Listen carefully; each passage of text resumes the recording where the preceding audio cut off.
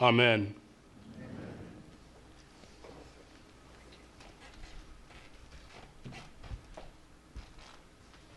Thank you very much, Chaplain Green. Wonderful job. Appreciate it. And thank everybody for being here, and please feel free to sit.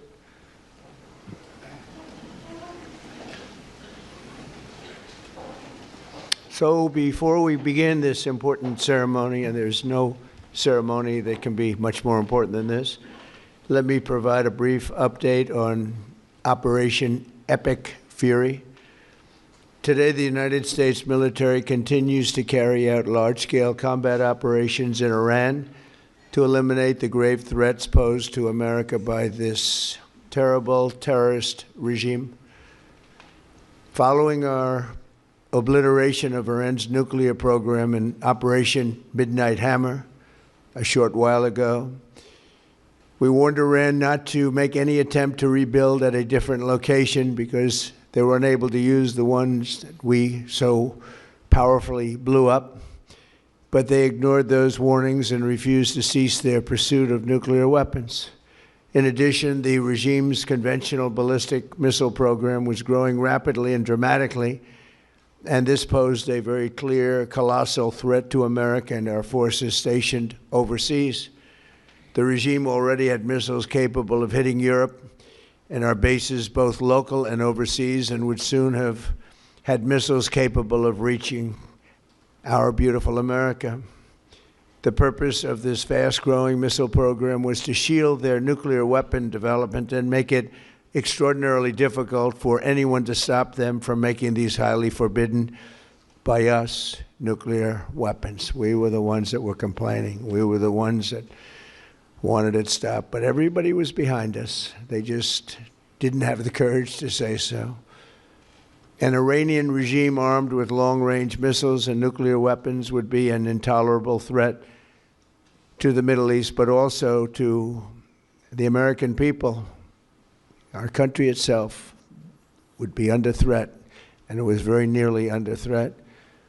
I was very proud to have knocked out the Iran nuclear deal by President Barack Hussein Obama. That was a horrible, horrible, dangerous document. They would have had nuclear weapons 3 years ago, and they would have used them. But I'll not let that happen. For almost 47 years, this regime has been attacking the United States and killing Americans. Every time you see someone with missing arms and legs or a face that's been absolutely shattered violently, it was almost certainly caused by an Iran roadside bomb.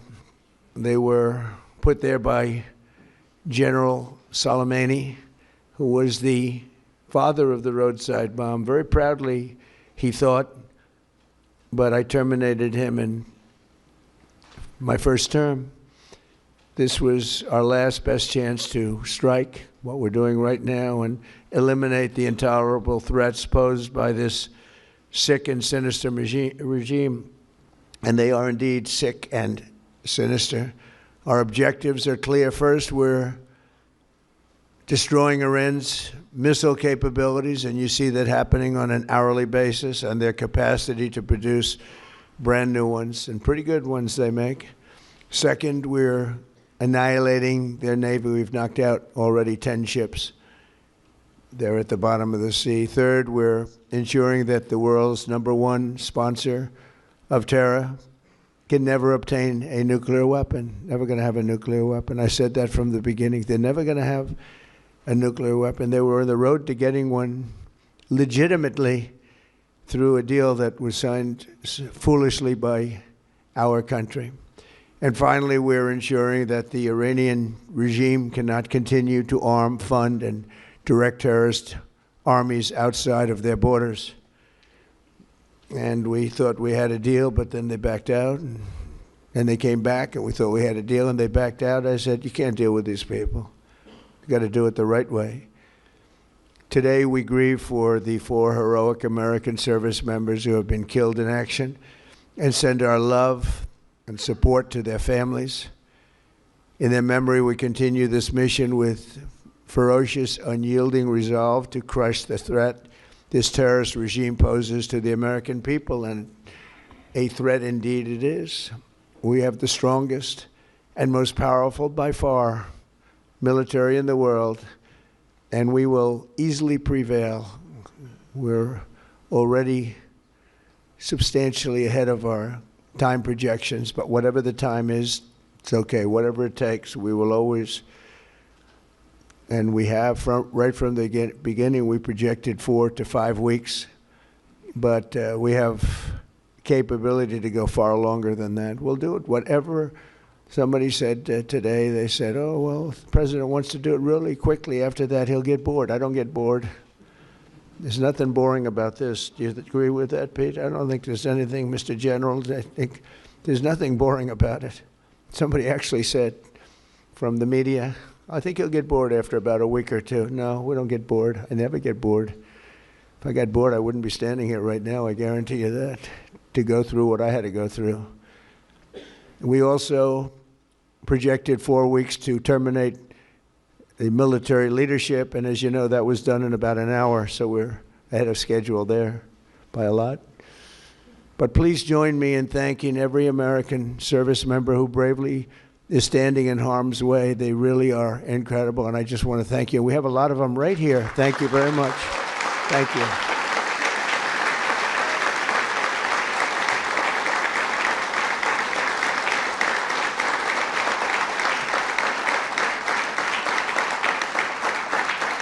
Thank you, everybody. We have a lot of great service members here with us, too, in this beautiful building. Isn't it beautiful? We're adding on to the building a little bit. We're improving the building. See that nice drape? When that comes down, right now you see a very, very deep hole. But in about a year and a half from now, you're going to see a very, very beautiful building. And there's your entrance to it right there. In fact, it looks so nice, I think I'll save money on the doors, because it can't get more beautiful than that. I picked those drapes in my first term. I always like gold, but I think we can save a lot of money. I just saved curtains. But, and it'll be spectacular. It'll be the most beautiful ballroom. I believe it because I built many a ballroom. I believe it's going to be the most beautiful ballroom anywhere in the world. And when you hear all that hammering out there, you know why the First Lady is not thrilled exactly. She said, will the pile drivers ever stop? You know, they go from 6 in the morning till 11:30 in the evening. Can you imagine? Here? You know what? To me, that's a beautiful sound. She doesn't like it. I love it. You know what? To me, other than here, because we're donating it, not a penny to the taxpayer. It'll be under budget, ahead of schedule. It'll be $400 million or less. Most people say $400 million or more. No, it'll be less. But when I hear that sound, that beautiful sound behind me, it means money, so I like it. But my wife isn't thrilled. She said, this is getting crazy. I said, don't worry about it. We'll be all finished up in a few months. But now for the reason that we're gathered this morning to recognize the unsurpassed courage of 3 really incredible American heroes, 1 living and 2 no longer with us. So together, we recognize the exceptional valor of Master Sergeant Roderick Edmonds. And maybe I could ask your families to stand, because they're beautiful families. I got to meet them. And please.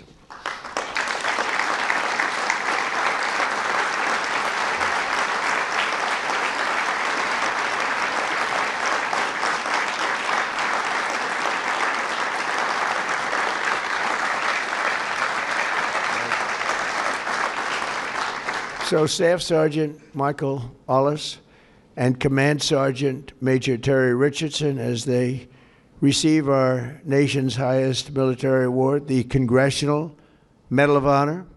And we're pleased to be joined by Secretary of War Pete Hegseth. He's busy, very busy guy. In fact, I said, if you want, Pete, you can avoid it. General Raisin Kane also, and they said, we don't avoid this one. This is one you wouldn't avoid for anything, right?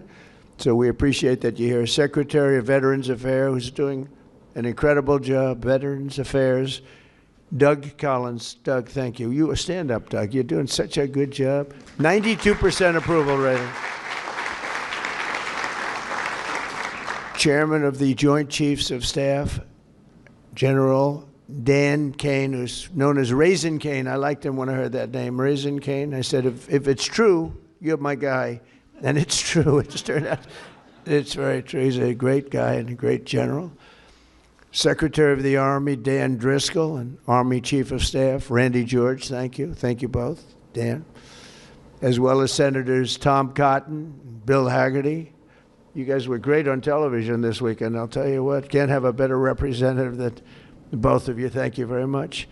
And Representatives Tim Burchett, Jack Bergman, and Nicole Malliotakis. So we have a few others sitting here, but I'm not going to go through it because we have far more important people to honor today. Oh, we have Tom Homan. I got to at least mention Tom Homan. I would be a stand-up, Tom. What a job. Zero people coming in. We had millions and millions of people pouring into our country now. I'm not even sure I can believe this number is zero, but it is given out by Democrats. Democrats from the left, and they're rated for the last 9 months. We had 0 people come illegally through our border. Right, Tom? So I want to thank you very much. And I also want to salute 6 former Medal of Honor recipients: William Swenson, Jim McLuhan, Walter Marm, Thomas Paine, Sammy Davis. That's an interesting guy. Where is Sammy Davis? We have a big story here, Sammy. You've heard that all your life, I'll bet, huh? And Edward Byers. Stand up, please.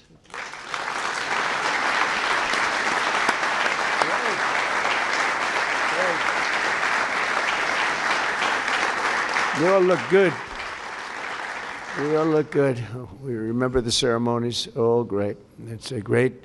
It's a great honor. There's no greater. I tried for myself. I've tried numerous times to get one by myself. I keep getting shut down. They say, you can't do it, sir. Bad protocol. Very bad. I would say the worst. But I'm only kidding. You don't have to say I'm only kidding. Otherwise, the press will come out with it, which they actually did once. Donald Trump, and soon rose to one of the youngest master sergeants in the military.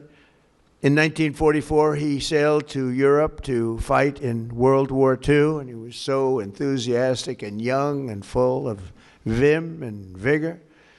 Roddy soon found himself on the front lines of the Battle of the Bulge. That was a big one, massively outnumbered by enemy forces. His 1,200 soldier unit fought valiantly until they were completely overrun. The force was massive on the other side, many times the number. After a 4-day death march, one that was covered very well by the history books, through bitter cold, they were put into a German POW camp. Roddy was the top-ranking infantryman in the camp. He was number 1, meaning he was responsible for the lives of his fellow service members. On July 26, 1945, a Nazi SS officer issued an order over the camp loudspeaker, loud and strong. He said that only American Jews were to show up to roll call following this morning.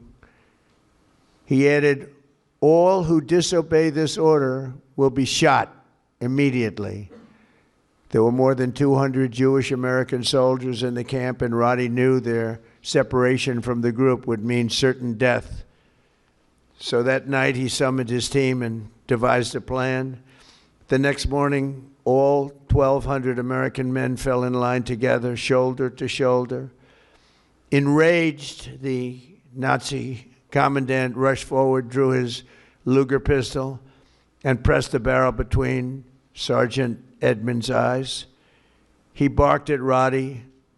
They cannot all be Jews, he screamed loud and again, and staring straight back into the raging face of evil. Sergeant Edmonds replied fearlessly, we are all Jews here. The Nazi officer lowered his weapon and the soldiers erupted in cheers. With total disregard for his own life, Roddy had saved over 200 of his fellow service members. Their camp was liberated 2 months later. We're honored to be joined today by Roddy's son, Chris. Please stand up as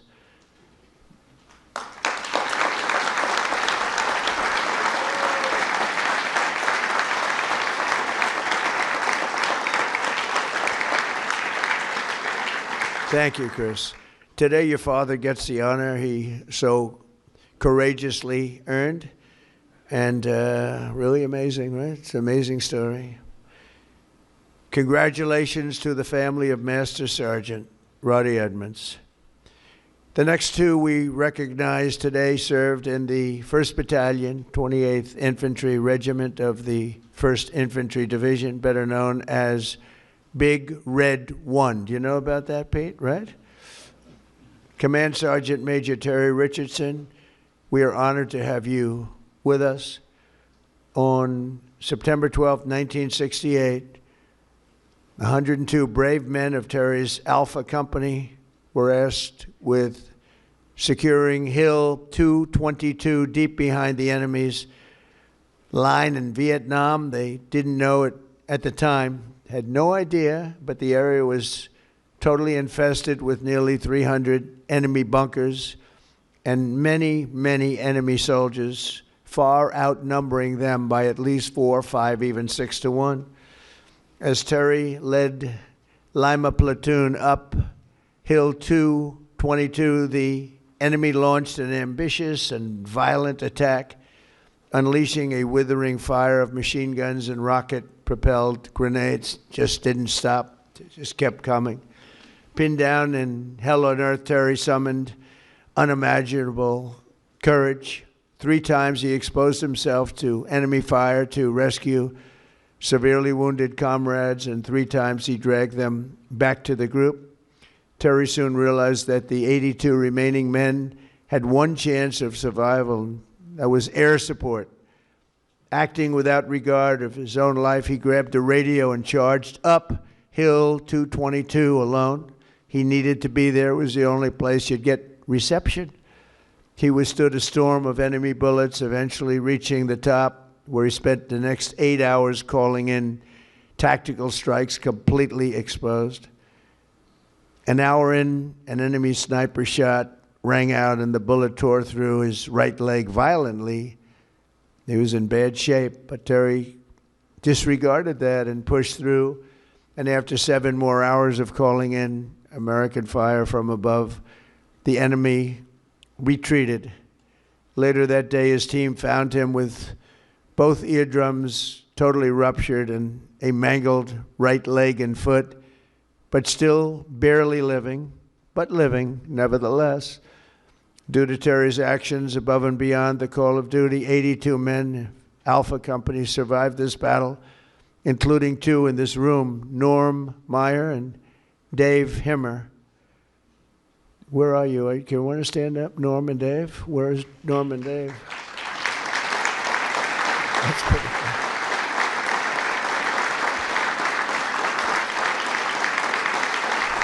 Pretty good.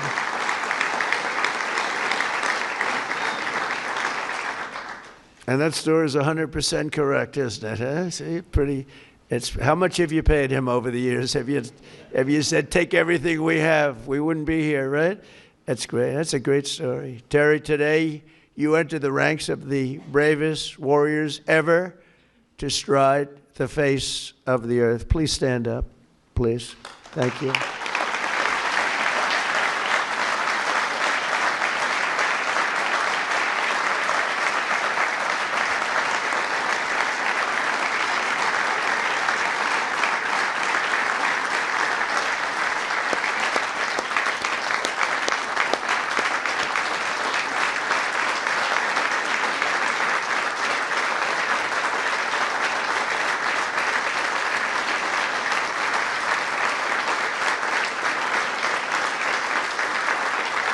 That's great, Terry. That's a great, brave man. I met him back there. He said, he's central casting. Look at him. He looks great. He looks great. You feel like fighting? I think we could take him today. What do you think, Pete? We'll make a little deal with him, as you are a brave man. Finally, we honor one more American soldier, a fallen warrior of wars, and really terror. Staff Sergeant Michael Ollis, born in 1988 on Staten Island. Michael grew up seeing the World Trade Center across the bay. I know Staten Island so well. The people in Staten Island are amazing. After 9/11, Michael enlisted in the Army, and by 24 years old, he was in. He was locked in. He loved it. He wanted it so badly. He was a squad leader serving in Afghanistan with the 2nd Battalion, 22nd Infantry Regiment, 1st Brigade Combat Team of the legendary 10th Mountain Division. On August 28, 2013, terrorists detonated a 400-pound car bomb on the east wall of the forward operating base, Ganzi, ripping open a 60-foot wide breach into a compound that housed NATO coalition forces, a lot of them.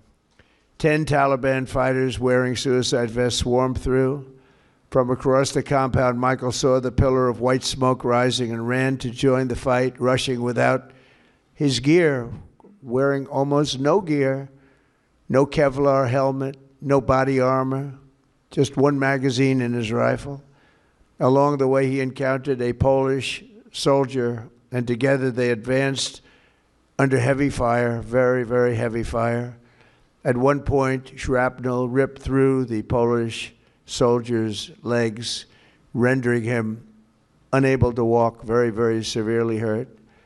In that chaos of gunfire, explosions, and charred human remains, a terrorist insurgent appeared, rounding a corner with his suicide vest, fully armed, and you could see it. It was going to happen.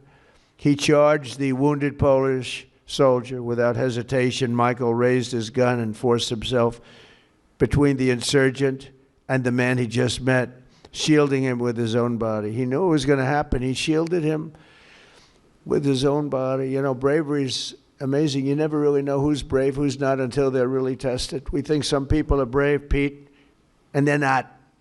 We think others aren't, and they are. You never know. But he was tested. That's called the ultimate test, right?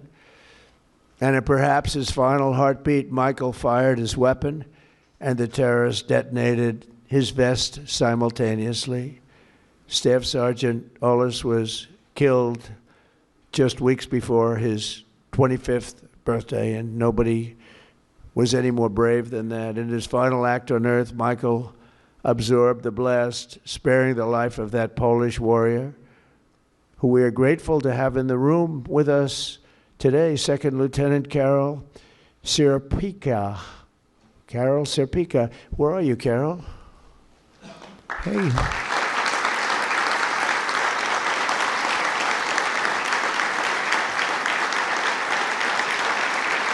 Would you like to come up? Please. Please. I'd love to have you come up. Thank you, Carol.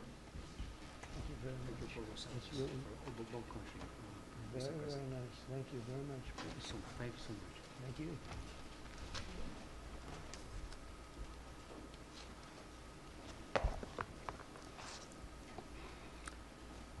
Mr. President, Minister of War, I'm Minister Polish of National Defense, distinguished guests, everyone gathered here today, dear my Basia, Michael, and Jacob, especially dear Linda and Robert, and the entire Ollis family. What do you have that you did not receive? This is how I would like to begin these few words, to speak to you all here. In this special place and on occasion of this incredibly important ceremony, one that is significant for many, but truly especially exceptional for me, is a particular privilege and a great honor. Above all, however, it is my commitment. It is a part of my new mission, which began 13 years ago. A soldier is not something you are from time to time. It is who you are forever. It is just like you are not a mother, a father, a sister, and brother, or as only for a moment. These are not roles given to us for a while. They are a great gift, but also a great lifelong commitment.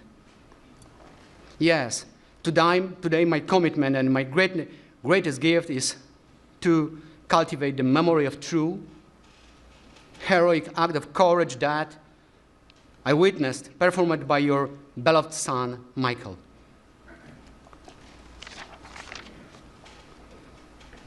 Please forgive me if my words have not fully captured what I truly feel today. However, sometimes words are simply not enough. I'm deeply moved, happy, and grateful to God for my service, for my parents, for my family, for my beloved homeland, Poland, for my second family from Staten Island, and for my second homeland, America. God bless you all. Michael, thank you for your service, and I will see you in our heavenly homeland. Thank you for your service. Thank you so much.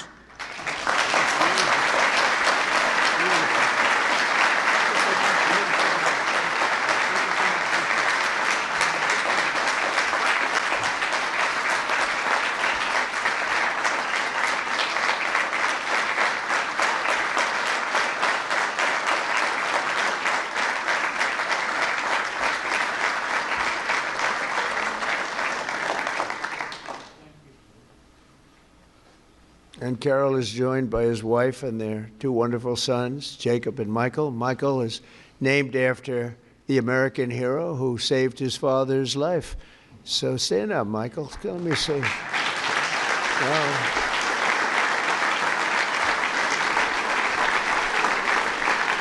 That's great. We're also pleased to be joined by several members of the Polish government, including representatives of the president, who I think is a fantastic man, by the way. I must be honest with you. I endorsed him and he won, and he came from behind. He won, and he was the biggest story in Europe, and he's going to be a great president. He already is.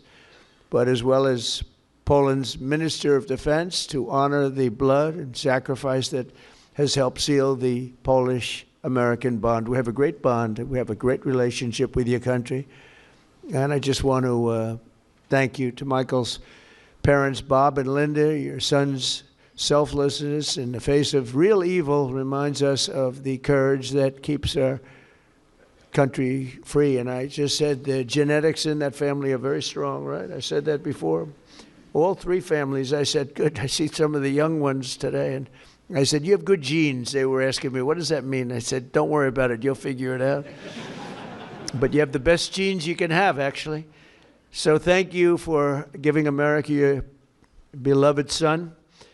And now I would like to ask the military aide to come forward and read the citations, and then we will do the honors. Thank you all very much. This is a tremendous honor for me to be here. Thank you. Please, military aide.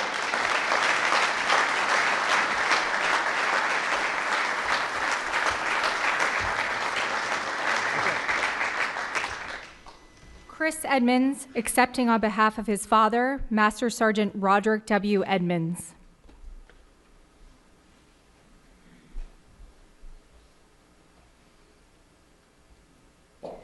The President of the United States of America, authorized by Act of Congress, March 3, 1863, has posthumously awarded in the name of Congress the Medal of Honor to Master Sergeant Roderick W. Edmonds, United States Army. Master Sergeant Roderick W. Edmonds distinguished himself by acts of gallantry above and beyond the call of duty from January 27, 1945 to March 30, 1945 as a prisoner of war in Germany. Upon arrival at Stalag 9A in Zietenhain, Germany, on the evening of January 26, 1945, the Germans announced that only Jewish American prisoners would fall out for roll call the following morning at the threat of execution. Master Sergeant Edmonds directed his senior leaders to have all 1,200 American prisoners present themselves for roll call. The Nazi commandant became incredulous after realizing that so many Americans were standing in formation.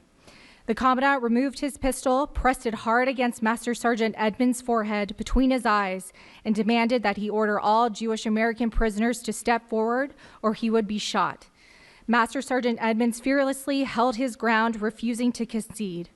The Commandant lowered his weapon without further attempts to segregate the Jewish American prisoners. Several weeks later, in March 1945, the Germans ordered all prisoners to assemble outside the barracks for evacuation. Master Sergeant Edmonds ordered all American prisoners to form in front of the barracks, and when the enemy transports arrived, they would break ranks and rush back to the barracks. Master Sergeant Edmonds gallantly led these prisoners in a relentless pursuit of opposition and resistance, forcing the Germans to abandon the camp, leaving the 1,200 American prisoners behind. Master Sergeant Edmonds' conspicuous gallantry above and beyond the call of duty are in keeping with the highest traditions of military service and reflect great credit upon himself, his unit, in the United States Army.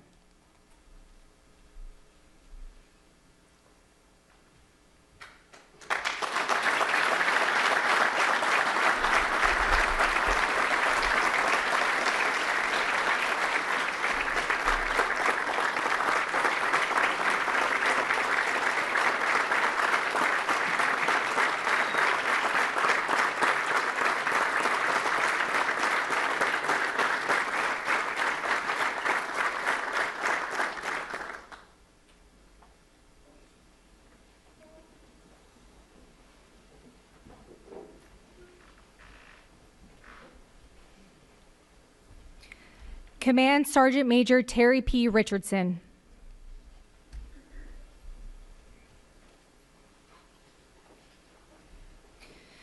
The President of the United